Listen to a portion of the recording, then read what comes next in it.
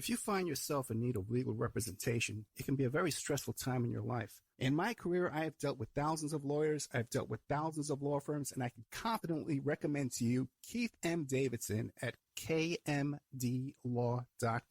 Available 24 hours, 7 days a week. Just log into kmdlaw.com. That's kmdlaw.com. Or you can call toll-free 833-4KMD-LAW. That's 833-4KMD-LAW.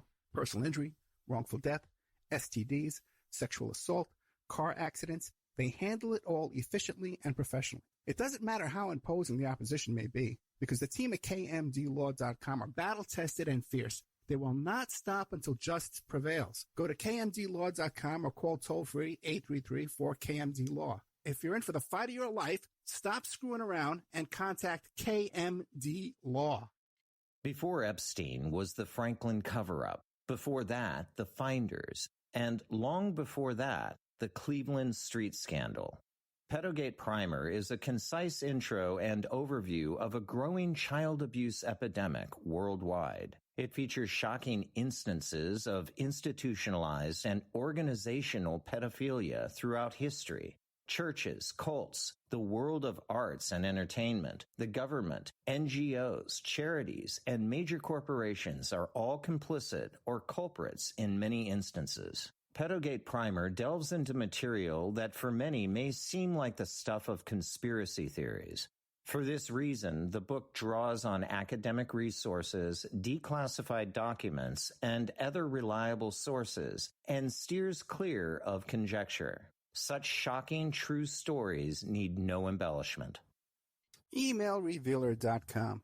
People ask me all the time, hey Ed, are you still a private investigator? I sure am. Go to emailrevealer.com. We handle adoption investigations, infidelity investigations, where you give us your spouse's email address. We trace it back to online dating websites, catch them cheating online. Email tracing, locate or identify somebody from as little as an anonymous email address. Someone owe you money? Back child support? We can find that deadbeat, locate his hidden assets, locate his hidden bank accounts, find his current place of employment, and even assist you in obtaining a judgment and recover that judgment for you.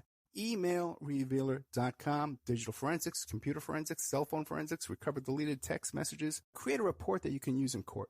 Emailrevealer.com, 800-572-9762. The Opperman Report is brought to you by Aquadam.net. You can give them a call at 707-764-2119. A flooded home is never easy to deal with. You're left with the mess to clean up, the insurance companies to deal with, and not to mention all the memories, the precious memories that are lost in the flood. You can never replace those. And Aquadam can be a tool in your arsenal to protect your home and property from the floodwaters.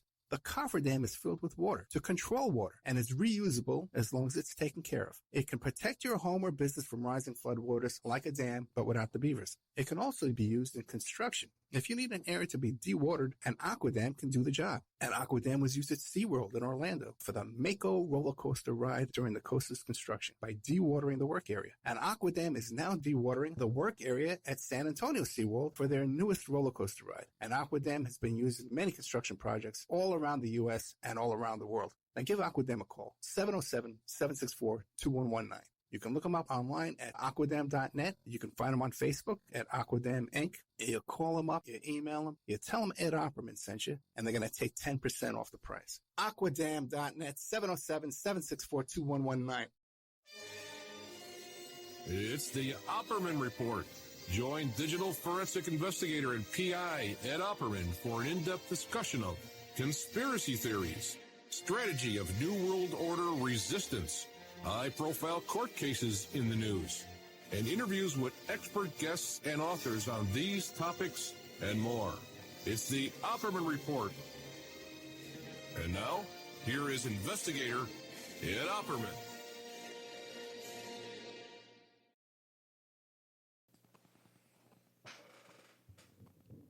Okay.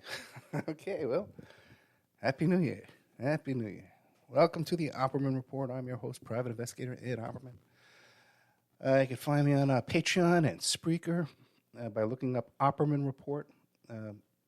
Much exclusive content there on Patreon, and also, too, all the shows you hear Monday to Friday on AM/FM radio without the ads cut out. The commercials are cut out entirely. And on Spreaker every Friday night, I do a live show exclusive to Spreaker audience. And what do you call it?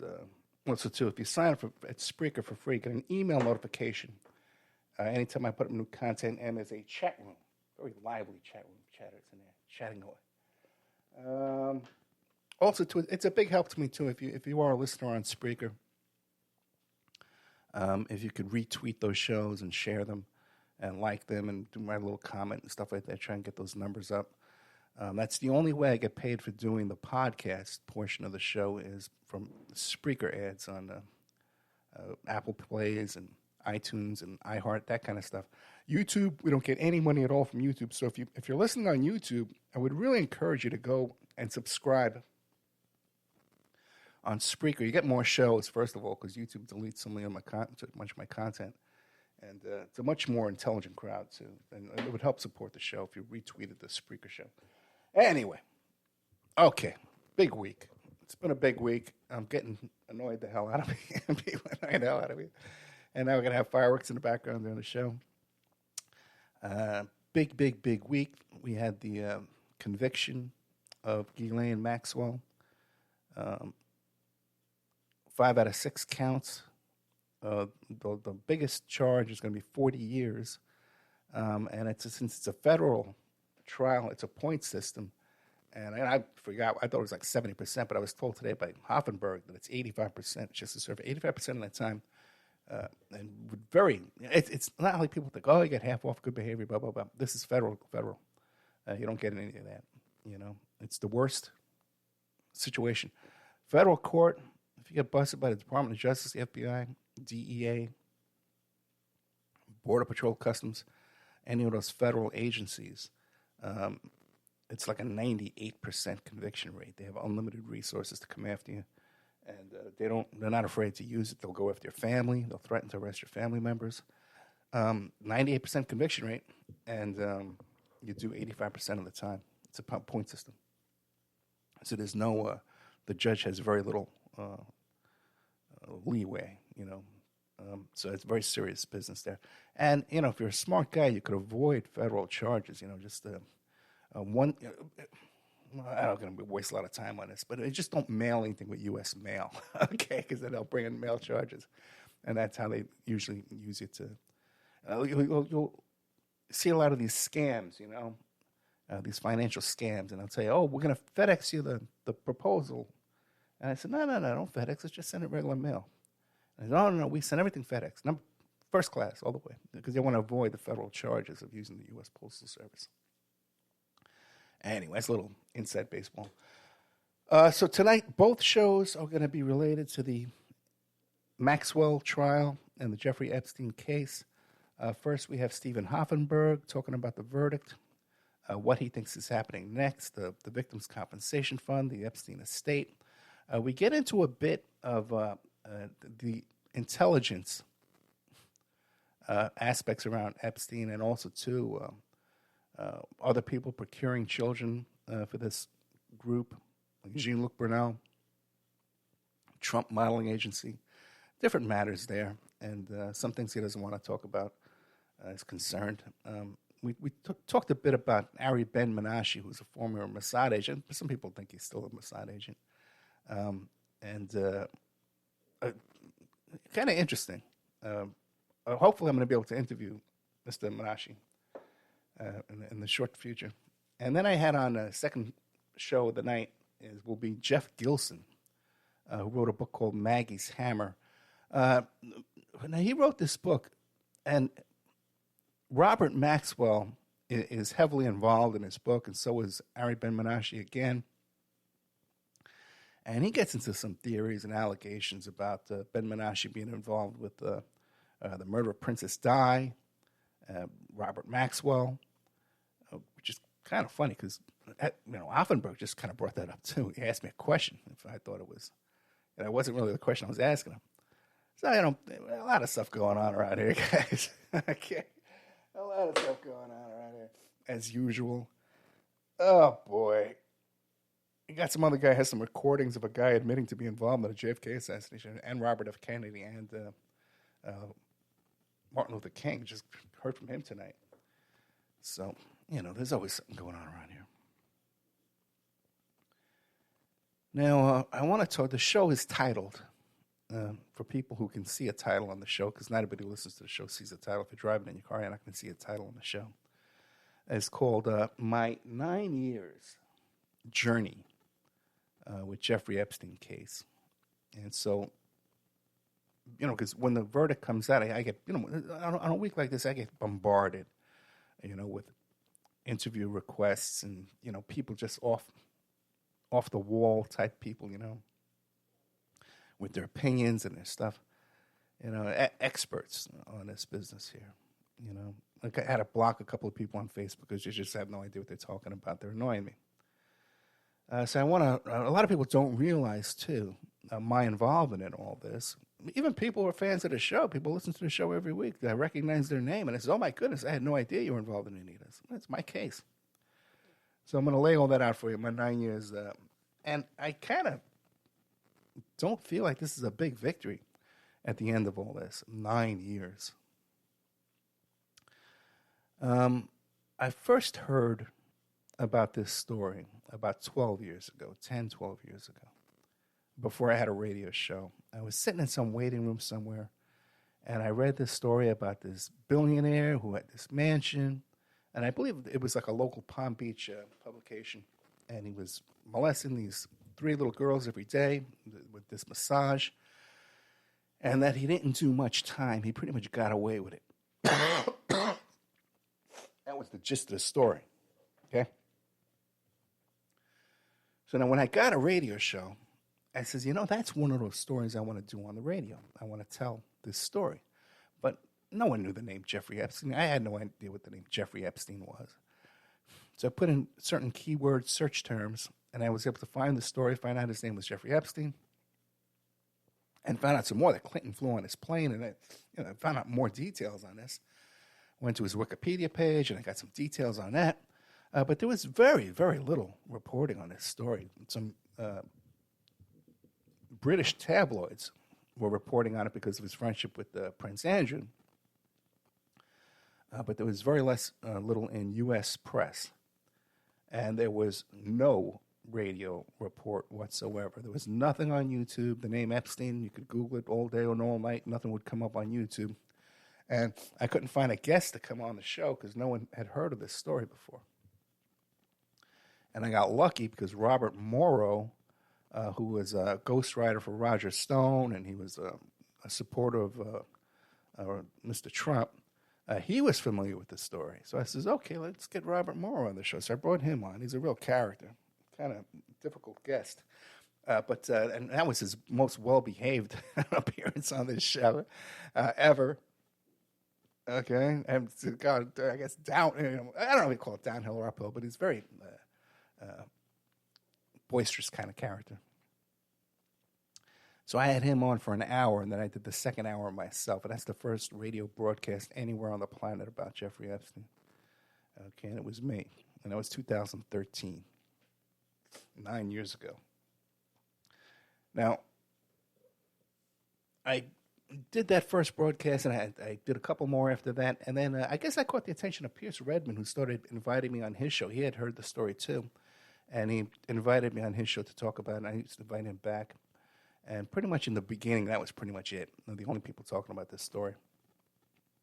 And then some Pizzagate types, got a hold of it on YouTube and started running with it and kind of exaggerating things all over the place. In June of 2015, I heard about a lawsuit about a young woman using the name Jane Doe suing both Trump and Epstein. And this came across my vision, and I heard about this, and I saw the lawsuit, and I saw there was a phone number on there. I tried calling up the number, and it had been shut off already, because I wanted to help out if I can get a hold of these people. So that lawsuit was thrown out. It was a do-it-yourself lawsuit, and it was all kind of errors in the way it was filed and stuff, and it was thrown out. And this attorney from New Jersey picked it up and started a lawsuit, and he contacted me right away because when you looked on YouTube, I was considered the expert on the Jeffrey Epstein story. No one else was talking about it. Very little out there, and the other stuff that was out there was all kind of wacky, exaggerated, kind of Pizzagate type stuff. Not that I'm ridiculing Pizzagate, because again, I did the first radio show about Pizzagate too. But I have off the air witnesses and statements that have gone to the police and gone to the FBI, and were threatened by characters in that story. By the way, all that stuff's been deleted from YouTube. So if you want to follow all that, you can't go on YouTube. It's gone. But it's out there still. So I'm very aware of what's going on with those characters known as Pizzagate. But there's just a lot of nonsense and stuff that was added to it. Frazzle, drip, and all kind of foolishness. The hysteria that they add into these stories. I don't want to get too sidetracked, though. So it was June of 2015 that I was actually hired to work for the first time by a plaintiff and an attorney to work on the Epstein case. And I couldn't talk about it at all because I'd signed a very thorough non-disclosure agreement with the attorney, with the client. But if you go back around that period of time, and I really wish someone would do this someday, and go find all the Friday night shows, starting June 2015 until the present, or until I came out. I guess it was like 2018 when I came out and talked about it. I could divulge that I was involved when Epstein got arrested. No, I think after he was dead that I was allowed to talk about it. But the thing is, I would drop many hints and clues and frustration, on those Friday night shows. And if someone could go and find those and put all those together, there's stuff I said in on those nights that I can't repeat now. Okay, people said to me just before, "Hey, Ed, can you talk about more of what you know now that Maxwell's been arrested?" And no, I can't. And the reason for that is see, when you hire a private investigator, the client takes that privacy part very seriously. It's also this confidential stuff. So I walk a tightrope here, being both a private investigator and an investigative reporter, broadcaster on the radio. Okay? So there's things I'd love to tell you. There's things I would love to tell you, man. There's things I would love to get on the air and brag about from night and day. A very big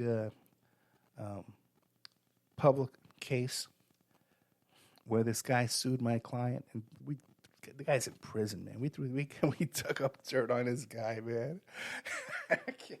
And we got him thrown in prison. Because you're messing with the wrong guy. Okay? F around and find out, bro. Okay? I'd love to talk about that. I can't, though. But right around the time of June of 2015, when I was hired on this case, the attorney who hired me this wasn't his specialty. So one of my duties was to try and find co-counsel and help find co-counsel. And what you should know is everyone I presented this case to or pitched this case to, no one turned it down. Okay, and you hear these stories out there. People say, "Oh, that Jane Doe lawsuit, the Katie Johnson lawsuit out there against Trump and Epstein, it was thrown out by the court and it fell apart." Oh, you hear all these wild, crazy stories, and none of that's true. When I first started pitching this around, too, that's when I first got information about a package of photos that was being shopped around to the tabloids and being purchased and then killed, catch and killed, which you can read about in the Ronan Farrow book. Ronan Farrow, by the way, also talks about my lawsuit there, and he talks about how the plaintiff dropped the lawsuit because of fear for her life and threats. We can get into that as we move on. But that's what really happened there. But I heard about this package of photos being shopped around of Trump on Epstein's plane and Epstein on Trump's plane and Epstein on Clinton's plane and Clinton on Epstein's plane. Okay, and there was photos on planes. And there was even some porn stars supposed to be in those photos too as well. Now, I know for a fact these pictures exist. I know they were being shopped around. I didn't see them with my eyes, but I trust the people who told me about them. Because of the reason they were telling me about it, too. It wasn't to brag. It was, the business, not foolishness. So, turns out, though, that those pictures were ditched, They were covered up. And but the ones with later on with Clinton on the plane, some of those were released. So whoever controls those pitches is still wheeling and dealing with them. I'm also aware, too, that along the way in this story, that Mr. Trump does a lot of, puts out fires and stops people from talking, either through threats of lawsuits or other, possible threats, and also, too, with the financial compensation.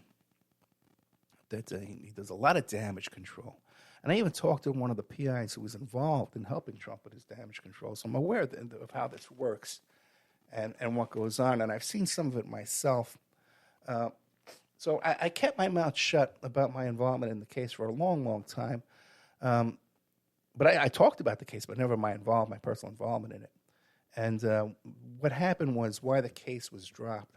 Later on, many other attorneys came on board in this case. Cheney Mason, who was involved in that case down in Florida, down there with the top mom.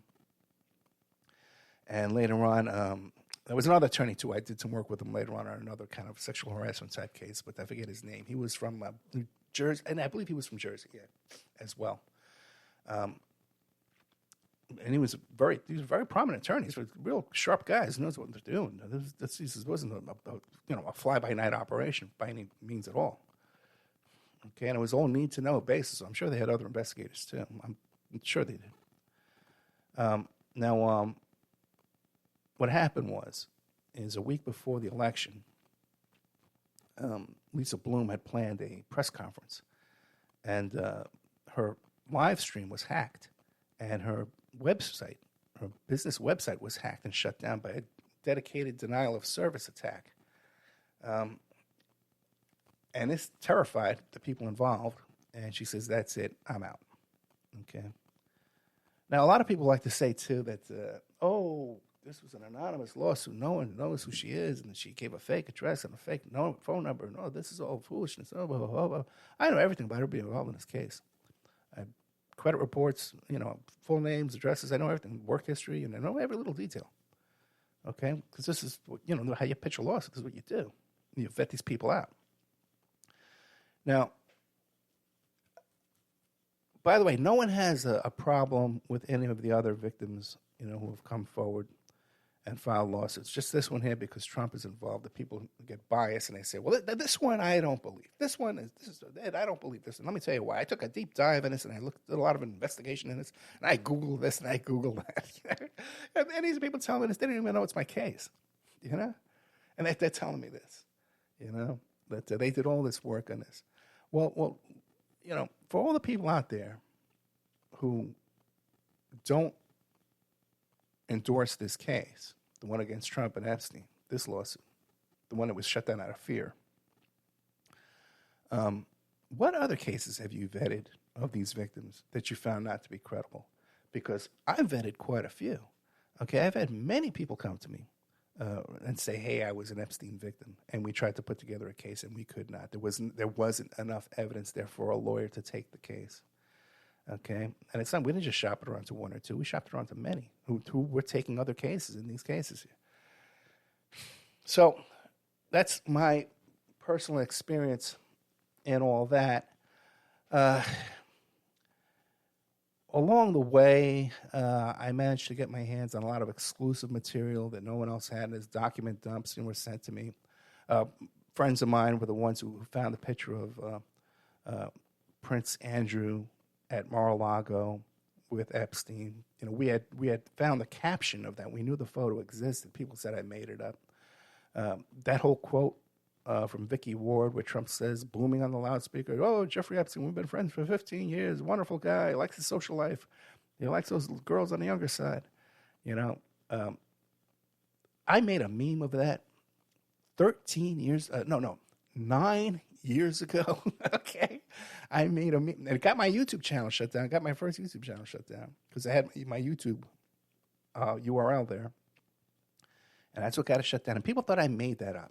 Because no one could find that quote, and it was very difficult to Google that quote and find that quote. Okay, and there's a reason for that. Okay, just this week, there was a lot of hubbub if that's even a word, about Mr. Dershowitz, who was one of Epstein's attorneys at one point, and is also accused of being involved in some of this activity by one of the victims, Virginia Roberts Giuffre. And came out that, well, oh, look at Dershowitz here. He's acting all goofy, going on the BBC, and he doesn't say that he was accused of being involved in this. And I remembered, hey, there's this really funny story about Dershowitz being on this nude beach and bothering all these girls on this nude beach. And they actually went to his wife and complained to his wife, and he went back and he threatened to sue him. And it was an article about this. I read it on the internet. So I mentioned it on Twitter, and I said, let me find that article, because it was, really showed what this guy's like.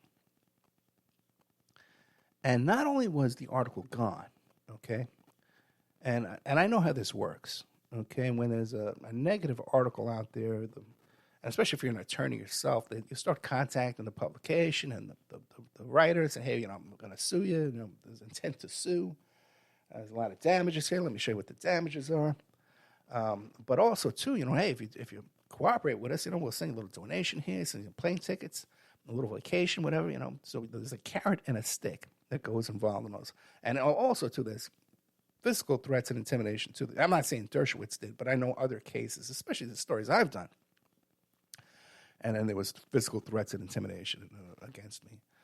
There's only one time I succumbed twice to removing material. One, the woman turned out to be completely crazy, and I didn't want the material up. Another time, I felt sorry for the woman. Her lawyer called me up like 8 o'clock in the morning on a Saturday morning, and I just took a liking to the guy. I wasn't intimidated, but I took a liking to the guy, and I said, okay, look, I'll take it down. It's insignificant. And there was a third one where an estate came after me, and we couldn't prove. I wouldn't have been able to prove that the reporting we did was true because the evidence was stolen. It was like a black bag burglary job done where the evidence was stolen. That's a lot of fun in the background going on here, right, guys? I guess a lot of people didn't know about all this, right? So I guess the next thing that happened, the next big event in the whole Epstein saga involving myself was when he got arrested, and everyone was talking. Oh, no, Julie K. Brown is somehow in 2018 allowed to break the story. And she comes out with this series of articles in the Miami Herald that had absolutely nothing new from anything I had said up until that day. She provided nothing different or nothing new than I had been reporting for all those years. But she was hailed and awarded a hero, heroine status. And, she's made some comments flattering to myself, and she's acknowledged me in different ways and forwarded things to me. And we've had a little correspondence. I asked her for some material one time over in an email, and she shot it right over to me. Hey, Ed, here you go. How that works, suddenly one day, I'm shouting from the rooftop this story for years and years and years.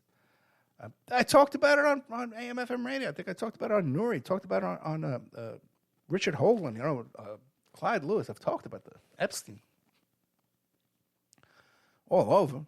Jimmy Church. I talked about Epstein.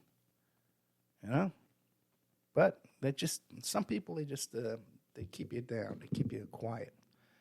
They suppress you. Shadow bang, I guess they call it, right?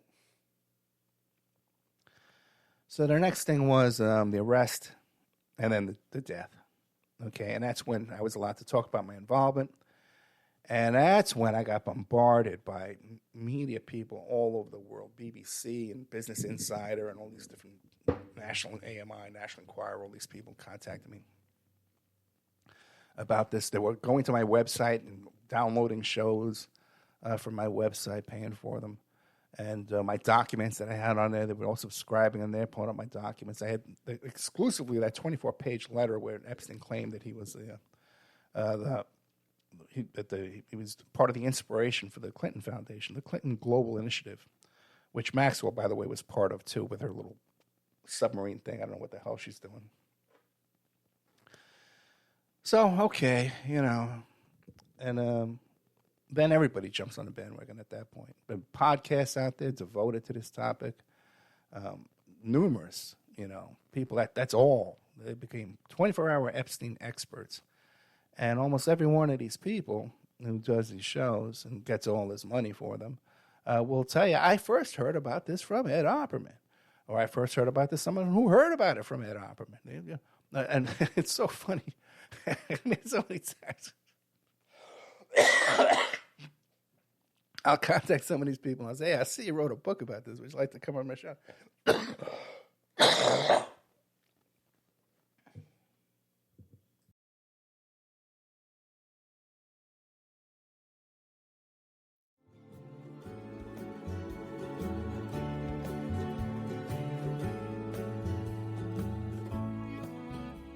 And now a word from our sponsors. The Opperman Report is brought to you by Aquadam.net. You can give them a call at 707-764-2119. A flooded home is never easy to deal with. You're left with the mess to clean up, the insurance companies to deal with, and not to mention all the memories, the precious memories that are lost in the flood. You can never replace those. And Aquadam can be a tool in your arsenal to protect your home and property from the floodwaters. The cofferdam is filled with water to control water and is reusable as long as it's taken care of. It can protect your home or business from rising floodwaters like a dam, but without the beavers. It can also be used in construction. If you need an area to be dewatered, an Aquadam can do the job. An Aquadam was used at SeaWorld in Orlando for the Mako roller coaster ride during the coaster's construction by dewatering the work area. An Aquadam is now dewatering the work area at San Antonio SeaWorld for their newest roller coaster ride. An Aquadam has been used in many construction projects all around the U.S. and all around the world. Now give Aquadam a call, 707-764-2119. You can look them up online at aquadam.net. You can find them on Facebook at Aquadam Inc. You call them up, you email them, you tell them Ed Opperman sent you, and they're going to take 10% off the price. Aquadam.net, 707-764-2119.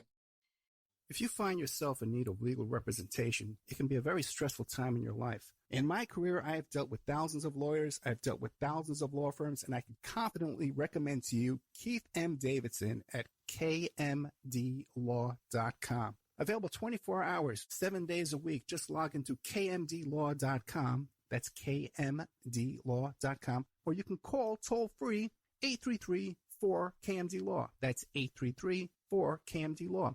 Personal injury, wrongful death, STDs, sexual assault, car accidents. They handle it all efficiently and professionally. It doesn't matter how imposing the opposition may be, because the team at kmdlaw.com are battle-tested and fierce. They will not stop until justice prevails. Go to kmdlaw.com or call toll-free 833-4KMD-LAW. If you're in for the fight of your life, stop screwing around and contact KMD Law. Before Epstein was the Franklin cover-up. Before that, the Finders. And long before that, the Cleveland street scandal. Pedogate Primer is a concise intro and overview of a growing child abuse epidemic worldwide. It features shocking instances of institutionalized and organizational pedophilia throughout history. Churches, cults, the world of arts and entertainment, the government, NGOs, charities, and major corporations are all complicit or culprits in many instances. Pedogate Primer delves into material that for many may seem like the stuff of conspiracy theories. For this reason, the book draws on academic resources, declassified documents, and other reliable sources, and steers clear of conjecture. Such shocking true stories need no embellishment. It's the Opperman Report. And now, here is investigator Ed Opperman. Okay. Welcome back. Sorry about that. I have had this cough and a cold. I don't think it's COVID. I had some exposure to mold, and that's what got me sick and got in my chest here. People keep sending me these notes about smoking and being a smoker. I don't smoke at all. I'm not a smoker. This is a sickness. I don't normally have this kind of phlegm in my throat like I have had the past month. But the point I was making, by the way, welcome back to the Opperman Report. You can find me on Twitter and Instagram at Opperman Report. And that's a big help, too. If you can follow me on Twitter and follow me on Instagram and retweet me, that's a huge help because I got to get these shows out there. We need to double the income of the podcast. Otherwise, I can't continue. and I can't continue. I got a bunch of jobs. This past 2 months, I do these asset search investigations where we locate bank accounts and close the bank accounts, and I can find safe deposit boxes and all this kind of stuff. So I guess someone, there was like a repeat or something of one of my shows or an interview I did or something, because this lawyer heard about me, and he contacted me, and I did a couple asset searches for him, and then he sent all his friends to me. So I've had like 10 asset searches in December and about 8 in November, and they're like $850, $1,000 a piece. This is good work, good money. It's good work. But with the radio show, I can't continue to fund all this and pay for all this. We need support. So we got to go to the Patreon and support the Patreon, or help me repeat those, retweet and plug those Spreaker links that I put out all the time on Facebook and stuff. But anyway, my point was that I would contact someone who had written a book about Epstein or had a podcast about it, and I would say, hey, would you like to come on my show? And they'd say, yeah, as a matter of fact, you're one of the first person I ever heard talk about Epstein. And I would say, oh, I'm one of the first. Well, who was the first? And it would always be someone who I knew heard it from me. Okay? So, anyway. But what are you going to... It's not an ego thing. Trust me. This isn't an ego thing. This is a different kind of thing. Of course, there's some ego involved. It's kind of like if you ever saw the movie There Will Be Blood, and the guy, I think it's Daniel Day-Lewis, right? One of those, who's the guy who's the oil well guy, and they show him in the beginning, he's down there, he's digging his own well with a shovel, and he's pulling that stuff, and the thing collapses, and he falls down the hole. But he was there first. He got there first, to where these oil wells were. And he was doing good. He had a good operation. He was making money. He was building little towns and stuff like that. But what happened is you see the railroads came. And you need the railroads to move the oil. And the rich guys ran the railroads, so then they took over the oil business. And there's that scene where he's in that restaurant with his little boy, and he wants to get him some milk and a steak.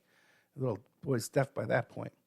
And they're sitting at their little table, and the waiter's serving them. But then when the railroad men come in, there's a big bustle, and the waiter's over there. Oh, take your order. And he screams at the waiter, we were here first.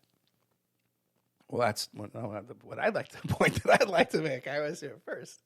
And I also had some personal involvement in all this and personal risk to my own life and liberty and safety. It wasn't an easy decision to take this case. It was an easier decision to take it than it was with the Sarah Palin thing and some other things I've done in the past that I've had more. Now I'm just used to, danger and the consequence of these kind of things.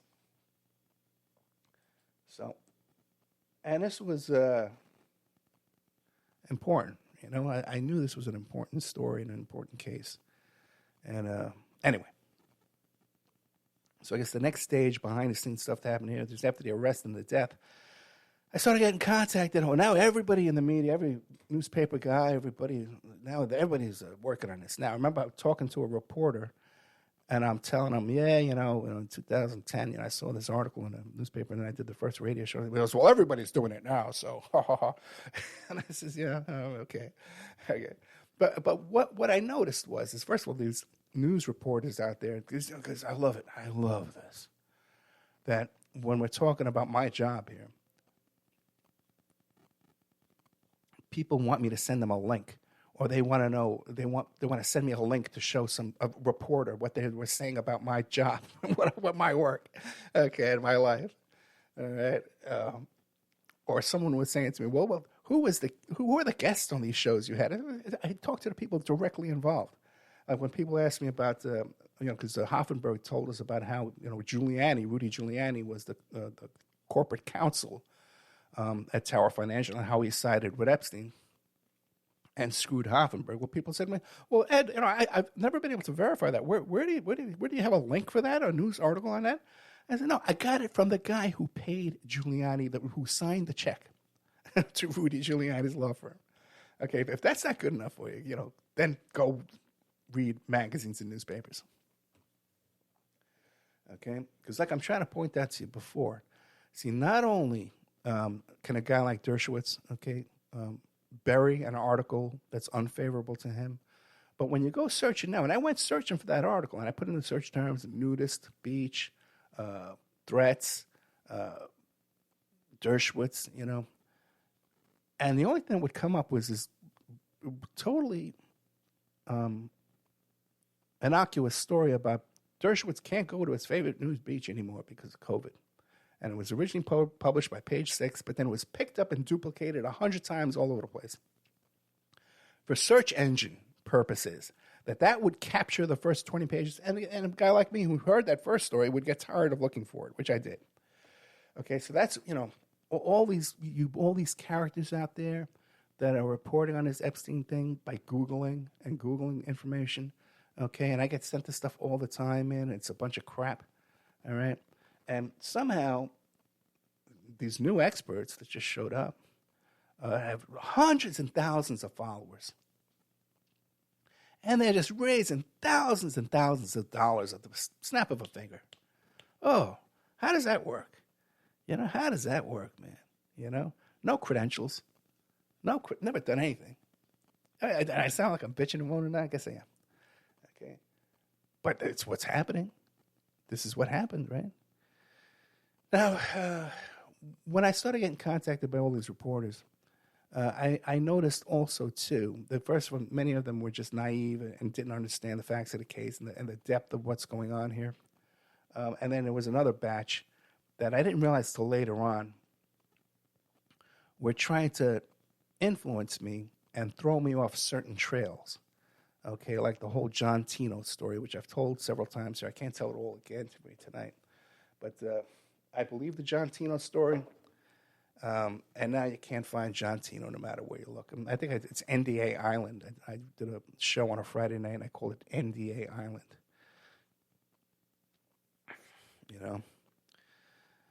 Now, so there's that whole level of things where people in the media will try to manipulate and disinfo people that are actually working on this,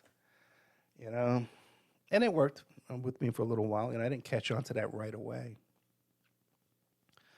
But here we are now. It's been 9 years with the arrest Epstein, which I was happy when he got arrested.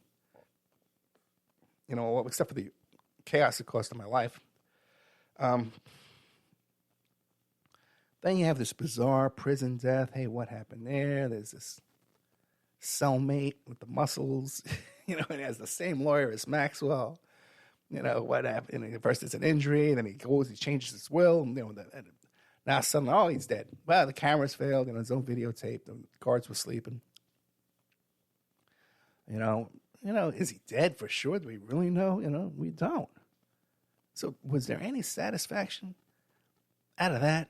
Did Ed Opperman get any personal satisfaction from that course of events? You're chasing a guy for 9 years, and okay, he's not in jail now. We don't know what happened. Kind of like the whole Ariel Castro story. That guy in Cleveland with Amanda Berry and those kids, those teenage girls he had. Did a lot of reporting on that for you. You're not going to hear anywhere else. And once again, people will tell me, well, Ed, I read all the books, and this isn't in any of those books. Yeah, I know. Sorry, I talked to the people involved. I apologize. I should go read books and watch YouTube. And the same thing happened. He gets convicted, and suddenly he's dead in jail or in prison, wherever they were holding him. So now what do we have here? We have Ghislaine Maxwell. All these connections, all this money, all this power, has some kind of blackmail dirt someplace digging around. And we got this conviction here, right? So she's facing a lot of time. About 35 years with all this. If they throw the book at her, all those 5-year charges, they can stack all those on top of each other. It'd be 4 of them, which comes out, that would be 60, 40, what's 40 plus 45 to 40 plus 20, 60 years if they were to throw the book at her. She'd have to do 85% of that. So she's convicted. And now there's kind of this theory out there that, well, she's facing all this time. Now she's going to make a deal. And they're going to go after everybody else. They're going to bring them all in. It's so ludicrous. I don't see any prosecutor out there, making cases against anybody else. I don't see anybody offering her any deal to make any more waves or any more problems in this. I think they've got their nice little neat bow all wrapped up here and just not tied up. And I predict she'll die of COVID within a year. And who knows if she's really in prison or they let her out or what. But something will happen where she'll disappear off the face of the earth in one way or another. Or in a couple of years, they'll overturn the conviction based on some nonsense. We see that happen often too, that after a few years, when the people aren't watching, that they all get out. Like all the remember that the Howard Beach case where they chased the kids, they chased the black guys into the highway and they got run over? All those kids wound up doing no time. They were convicted and years later it was all overturned.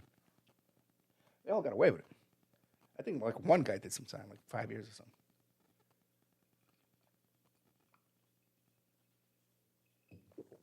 So that's kind of what we can expect here too. So after 9 years, am I rejoicing? Am I, do I feel any satisfaction? The answer is no. Do I feel any appreciation? Really, no either. I'll tell you that too.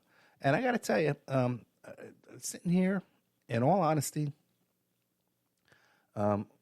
perhaps if I had not done that first show and had not spent those first few years talking about something that nobody heard of, perhaps we wouldn't be here today at all with a dead Epstein or, a hidden Epstein and a convicted Maxwell and so much light on this story that's out there. So, but do I feel any kind of satisfaction or gratification? Really, no. Really, no. I don't see this as any kind of a victory or anything. If anything, it's what do you call, like a letdown. I kind of feel let down by all this. So I'm not saying I'm some kind of genius, okay? I'm not like a mastermind. I was in the right place at the right time, and I heard this story. It was interesting to me. When I got a radio show, I said, this is an interesting thing I want to put on the air. Just like a lot of stuff I do that doesn't take traction. I'll give you another one, though. I did a show, and this is related, by the way, to the Epstein thing. I tell you before, sometimes I'll do a show just to ask the guest one question. And I had a question about Scores. And so I found a guy who owns Scores, Michael Blutrich, okay, who, by the way, was partners in the Cuomo law firm. And, you walked into the Cuomo law firm, you go to the right, there's the Cuomo law firm. You go to the left, it was the Scores headquarters. That's how intimately they were all involved together. Okay. Comes on the show. I start getting contacted by all these people saying, hey, Ed, man, this guy molested me. This guy, when I was a little boy, this guy raped me, man. This guy came to our rec center, and lure us out of there and offer us money and all kinds of stuff. So behind the scenes, we wound up with a lawsuit on that case. I don't always talk about it. Bring it up a couple of times. I'm not shout it from the rooftop. But there's been outcome. There's been some good outcome from the stuff on this show. But do I feel all that satisfaction? I really don't. Now, another one thing that happened this week was the death of Harry Reid. Okay? Now, I'm no fan of Harry Reid, let me tell you that. Harry Reid stole the election from Bernie Sanders. Harry Reid was part of that Nevada machine with some of the most richest people on the face of the earth, man, in Nevada. Vegas corruption. A little story so many people are not aware of. When I lived in Las Vegas, I really lived in Henderson, Nevada, but I lived in this little community called Seven Hills. And that's where Butch Harmon had his swing coach. Tiger Woods' swing coach was there. The guy that owned eBay lived in there. Smokey Robinson lives in there. And one of the people who lived in there was LaToya Jackson. And we used to go to the same dry cleaners. And I would see LaToya Jackson and this man she was with. They're both she's beautiful. She's a stunningly beautiful woman. And she would have these clothes on. Her clothes would be just like immaculate, brand new, expensive clothes, well-tailored. And they had a brown Bentley. Okay, Bentley Rolls Royce. And the guy she's with wearing a suit. And they're picking up their dry cleaning like me. Okay?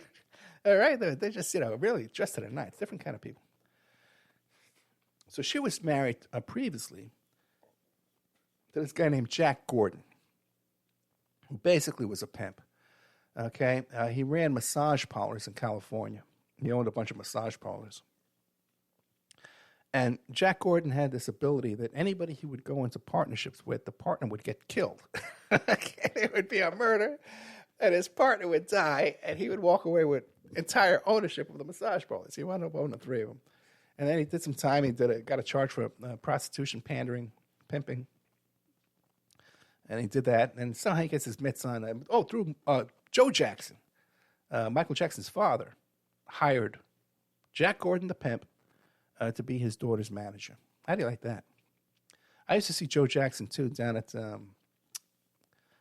one of the sports books. I think it was Harrah's, one of those kind of places. It wasn't a fancy one. It was a shitty one. Down in Vegas, too. Boy, and here's a whole story about him, too, man, where he stole this money from a Korean church. They invested some money with him, and he just ripped them off. Bunch of characters in that Jackson family. But Jack Gordon marries LaToya, and they came out. She did a press conference in Israel where she came out and says, hey, I believe all the allegations against my brother. Because we saw so many strange things. We saw checks paid to little boys. He would come home and bring soiled diapers after a night at Studio 54. This guy was up to some weird stuff. So she believed the little boys. Now, if you go to the Michael Jackson community, they'll say, well, no, Ed, that never happened because, it's all made up because Jack Gordon used her, and later on she admitted it was a lie. But Jack Gordon went to the prosecutor before he ever went to the press. It's a little-known portion to this story. It may not be in the press, I don't know, but that's something I know for a fact. Okay? Now, Jack Gordon, the story's about Harry Reid. Why are we talking about Michael Jackson, LaToya Jackson, and Jack Gordon? Because Jack Gordon got arrested for trying to bribe Harry Reid. Okay, he tried to offer Harry Reid a bribe, and as the story goes, Harry Reid, clean as a whistle, okay, brings in the FBI, and they did a sting operation. As soon as he got the money, Harry Reid starts punching on Jack Gordon. You tried to bribe me. Oh my goodness. I would never take money. Okay. All right. That's how the official story goes. But anyway, so Jack Gordon, what happens later on, Jack Gordon, he was in the jackpot there with that problem. But what happens was one day, Harry Reid's wife goes out to the car, and she happens to notice that there's dynamite attached to the car. And they blame Jack Gordon, that Jack Gordon tried to bomb Harry Reid. I didn't like that. How's that for a story? So that's my Harry Reid story. Comes in with Michael Jackson, Jack Gordon. Jack Gordon, by the way, also said that Michael Jackson was sacrificing some of those chimpanzees in the satanic ritual. Jack Gordon wrote a book about the Jacksons. You can't find it anywhere, okay? But there was a lot of stuff in that book. So much gets covered up, man. It's disgusting. That's what you got me for, right? Okay, looks like we're at the end of our show. If you like our show, be sure and like it and share it and retweet it and post it on Facebook and Reddit and Craigslist and wherever you can so more people can find the show. I'm working on some stuff, good stuff. An offer to do a documentary film. And also, too, I'm talking to a guy about a syndication package nationwide for the show. He's a legit guy. I know who he is. So we just got to find out. And he says he has sponsors, too, to pull it all off. So who knows? Maybe by this time next month, I'll have 10 times the headaches I have right now. Okay? All right, guys. I love you so much. Happy New Year, guys. Hey, listen, God bless you all. I got no kidding around. I got some of the most smartest people I've ever met in my life. The nicest, most sincere, legitimate people I've ever met in my life are either listeners to this show or contributors or helpers behind the scenes like Ed and Shane and all these guys who help out behind the scenes, and Marlon who helped with Patreon, and Brace and all these guys who helped out over the years, great guys like Sean Duffy, man, who helped with the website for so many years, Christoph, all real legit, sincere people. And some of the smartest listeners that are out there, I see some of these other shows out there, and you got to be so gullible to follow what they're saying. But I just got some of the sharpest people on this show. And over the years, the guests I've had on here, I'm honored to know them and talk to them. Brilliant people. People involved in history, historic events, that things that I know about them in their life that they don't talk about in public, man. But it's big stuff, man. Big stuff. You know? Like historic stuff. You know? And these people are wishing my daughter a happy birthday on Facebook. You know? So it's been a nice ride here, guys, and I can't thank you enough. Good people, good friends, and great audience. Happy New Year to you all. Okay, and I wish you all a happy New Year this next year. Healthy, prosperous, that we all do great. And great things for the show. Good night.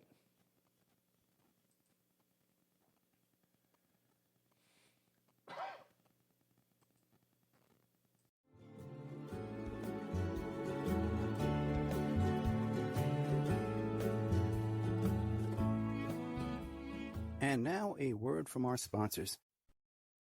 Before Epstein was the Franklin cover-up. Before that, the Finders. And long before that, the Cleveland street scandal. Pedogate Primer is a concise intro and overview of a growing child abuse epidemic worldwide. It features shocking instances of institutionalized and organizational pedophilia throughout history. Churches, cults, the world of arts and entertainment, the government, NGOs, charities, and major corporations are all complicit or culprits in many instances. Pedogate Primer delves into material that for many may seem like the stuff of conspiracy theories. For this reason, the book draws on academic resources, declassified documents, and other reliable sources, and steers clear of conjecture. Such shocking, true stories need no embellishment. If you find yourself in need of legal representation, it can be a very stressful time in your life. In my career, I have dealt with thousands of lawyers, I've dealt with thousands of law firms, and I can confidently recommend to you Keith M. Davidson at kmdlaw.com. Available 24 hours, 7 days a week. Just log into kmdlaw.com. That's kmdlaw.com. Or you can call toll-free 833-4KMD-LAW. That's 833-4KMD-LAW. Personal injury, wrongful death, STDs, sexual assault, car accidents, they handle it all efficiently and professionally. It doesn't matter how imposing the opposition may be, because the team at KMDLaw.com are battle-tested and fierce. They will not stop until justice prevails. Go to KMDLaw.com or call toll-free 833-4KMD-LAW. If you're in for the fight of your life, stop screwing around and contact KMD Law. The Opperman Report is brought to you by Aquadam.net. You can give them a call at 707-764-2119. A flooded home is never easy to deal with. You're left with the mess to clean up, the insurance companies to deal with, and not to mention all the memories, the precious memories that are lost in the flood. You can never replace those. And Aquadam can be a tool in your arsenal to protect your home and property from the floodwaters. The cofferdam is filled with water to control water and is reusable as long as it's taken care of. It can protect your home or business from rising floodwaters like a dam, but without the beavers. It can also be used in construction. If you need an area to be dewatered, an Aquadam can do the job. An Aquadam was used at SeaWorld in Orlando for the Mako roller coaster ride during the coaster's construction by dewatering the work area. An Aquadam is now dewatering the work area at San Antonio SeaWorld for their newest roller coaster ride. An Aquadam has been used in many construction projects all around the U.S. and all around the world. Now give Aquadam a call, 707-764-2119. You can look them up online at aquadam.net. You can find them on Facebook at Aquadam Inc. You call them up, you email them, you tell them Ed Opperman sent you, and they're going to take 10% off the price. Aquadam.net, 707-764-2119.